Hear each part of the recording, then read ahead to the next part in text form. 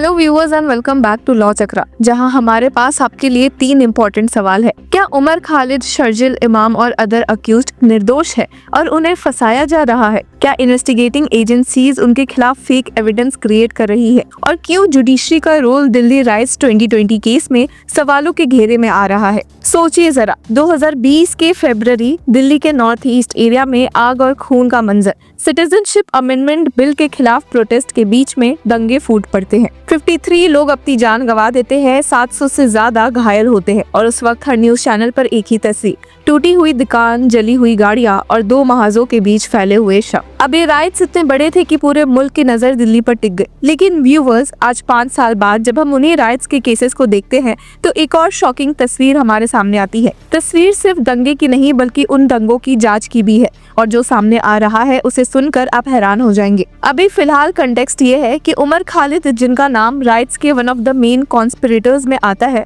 उनका केस 22 सितंबर को supreme court में सुना जाने वाला है। तो सवाल बनता है, क्या उमर खालिद और बाकी अक्यूज्ड वाकई गिल्टी है, या फिर इन्वेस्टिगेटिंग एजेंसीज ने कुछ ऐसा किया जिससे जस्टिस के नाम पर सिर्फ एक पॉलिटिकल नैरेटिव को फॉरवर्ड किया गया? 22 सितंबर की हियरिंग अपने आप में काफी इंटरेस्टिंग होगी, जो कि जस्टिस अरविंद कुमार एंड मनमोहन के सामने है। शॉकिंगली, उमर खालिद की फ्रेश बेल प्ली जैसे ही सुप्रीम कोर्ट आई है, वैसे ही ऑलरेडी 2 बार अर्जन हो चुकी है। उन्हें रिप्रेजेंट कर रहे हैं सीनियर एडवोकेट कपिल सिब्बल, और कहीं ना कहीं वापस से यही इमेज बन रही है कि क्या सुप्रीम कोर्ट इस मामले को डिले करना चाहती है। अब आज इस केस की हियरिंग कैसे जाएगी वो तो हम आपको बताएंगे, पर इसी के साथ एक शॉकिंग बात पता चली है इंडियन एक्सप्रेस की एक इन्वेस्टिगेशन द्वारा, जिसने ये शक और बढ़ा दिया है। असल में उन्होंने पाया कि अब तक 695 केसेस रजिस्टर हुए थे दिल्ली पुलिस के पास राइट्स के, और इनमें से 116 केसेस में कोर्ट्स ने वर्डिक्ट दिया। तो गेस करिए कि सिर्फ 19 कन्विक्शंस हुआ है और एक्विटल्स 97,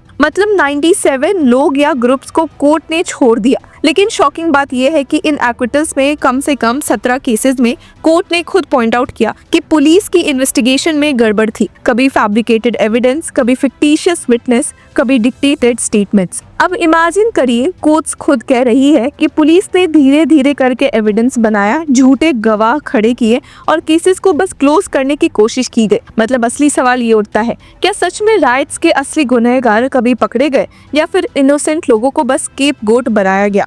एक केस देखते हैं। Order December 16, 2022, FIR 8620, police station Jyoti Nagar. Even the actual existence of any such person called Mohammed Aslam who witnessed the commission of the alleged offences comes under a shadow of doubt, and the possibility of him being a fictitious person cannot be denied. मतलब police ने एक ऐसा गवाह पेश कर दिया जो शायद एग्जिस्ट ही नहीं करता था। और मई 2023 में खजुराही खास के केस में कोर्ट ने क्लियरली लिखा, the fact that the state falsely cited the complainant as a witness who can identify the accused as the offender indicates that the case of the prosecution is false. It appears that his statement was procured and prepared falsely and belatedly to solve this case. Since TIP of the accused was not conducted, it can be inferred that the police was already aware that its case is fabricated. तो सोचिए, अगर गवाह को police खुद dictate करे कि क्या बोलना है या फेक विटनेस खड़ा कर दिया जाए तो जस्टिस कहाँ गया? एक और एग्जाम्पल, ऑर्डर अगस्त 11,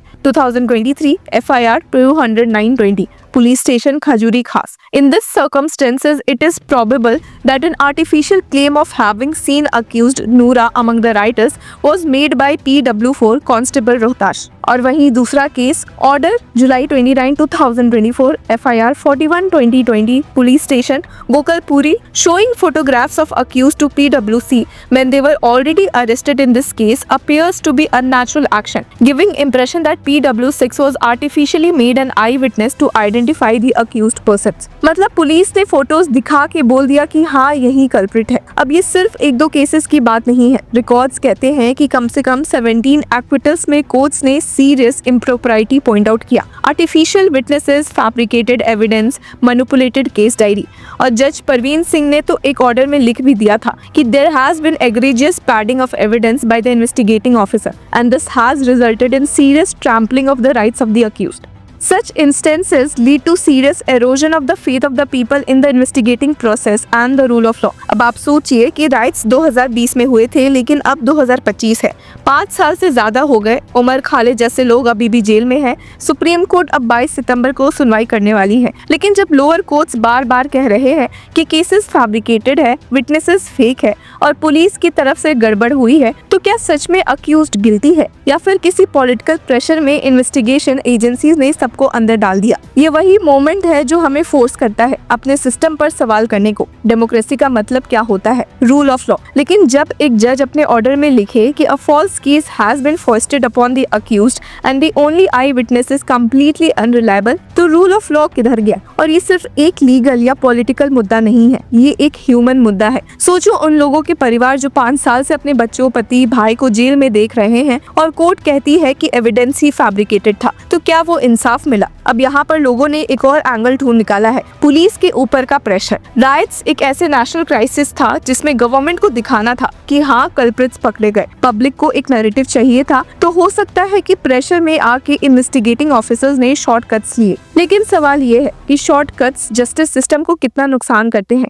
क्योंकि जब एक इनोसेंट को जेल में डाला जाता है तो असली कल्प्रिट तो फ्री घूम रहा होता है और सोसाइटी का ट्रस्ट टूट जाता है। तो व्यूअर्स, अगर हम थोड़ा और गहराई से सोचे तो राइट्स के केसेस सिर्फ एक मिरर है जो हमें दिखाते हैं कि हमारे लीगल और पुलिसिंग सिस्टम में कितने फ्लॉज हैं। एक तरफ slogans everybody will get justice, दूसरी तरफ फेक विटनेसेस और फैब्रिकेटेड स्टेटमेंट्स। एक जज ने लिखा भी कि such instances lead to serious erosion of the faith of the people in the investigating process and the rule of law. मतलब अगर कोर्ट्स खुद कह रही है कि लोगों का फेथ टूट रहा है, तो सोचिए आम आदमी कैसा फील करता है। और अब जब उमर खालिद का केस सुप्रीम कोर्ट के सामने है तो सवाल और बड़े हो जाते हैं। क्या सुप्रीम कोर्ट सच में ये सब देखकर एक प्रेसिडेंट सेट करेगा या फिर नैरेटिव वही रहेगा जो पिछले 5 साल से चल रहा है? तो क्या उमर खालिद और दूसरे अक्यूज्ड सच में गिल्टी है या उन्हें बस एक पॉलिटिकल सिंबल बनाकर जेल में रखा गया है? यही कुछ सवाल लोगों के मन में चल रहे हैं। आखिर में ये लड़ाई सिर्फ उमर खालिद की नहीं है, ना ही सिर्फ उन 695 केसेस की है। ये लड़ाई है एक बड़े प्रिंसिपल की, justice versus narrative, truth versus fabrication, democracy versus pressure. और जब 22 सितंबर को सुप्रीम कोर्ट में सुनवाई है तो पूरा मुल्क देखेगा। सवाल ये नहीं है कि उमर खालिद को बेल मिलेगी या नहीं, सवाल ये है कि हमारे सिस्टम में सच का वजन ज्यादा है या झूठ का। और व्यूअर्स, अगर सच में कोर्ट्स ने बार बार एविडेंस को फेक, विटनेस को फिक्टिशियस और पुलिस को मैनिपुलेट करते हुए पकड़ा है, तो हमें खुद से पूछना पड़ेगा, who was at fault? Those who carried out the rights or those who investigated them? तो व्यूअर्स, आपकी क्या राय है हमें कमेंट सेक्शन में जरूर बताएं और तब तक के लिए कीप फॉलोइंग लॉ चक्रा।